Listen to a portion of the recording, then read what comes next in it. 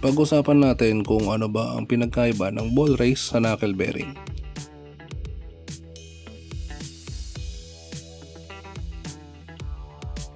Ito yung piyesa ng motor na pinakaayaw ko nasisira at pinapalitan dahil napakaraming baklasin bago mo ito mapalitan. Para malaman mo kung palitin na ang iyong steering cone, kailangan mo pakiramdaman ang iyong manibela habang nililiko ito kaliwat kanan. Kung meron ba itong pigil o kaya naman kusang bumabalik ang iyong manibela sa gitna na para bang may sariling buhay.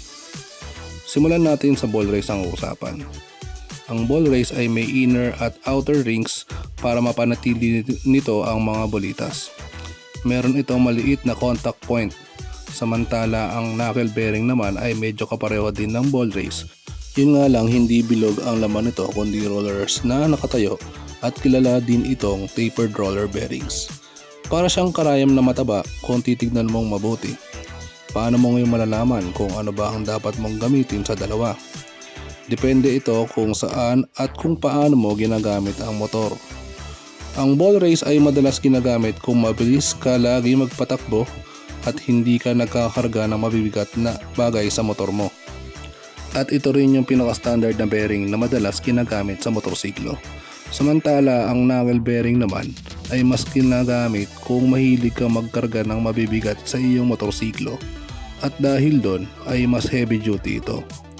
Pero alin man sa dalawa ang piliin mo, ang personal preference ko kung papipiliin ako sa dalawa, mas pipiliin ko ang knuckle bearing kaysa sa ball race.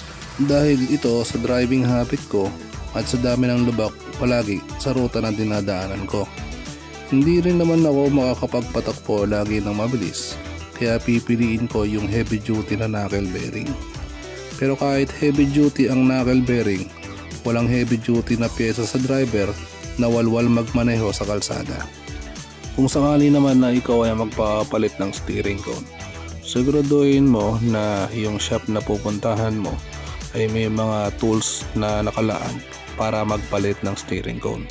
Huwag kang pumunta dun sa mga shop na puro dipokpok lang kasi syempre kahit pa paano iniiwasan natin magkaroon ng damages yung motor natin at at the same time yung steering cone na bago na ipinapalit natin.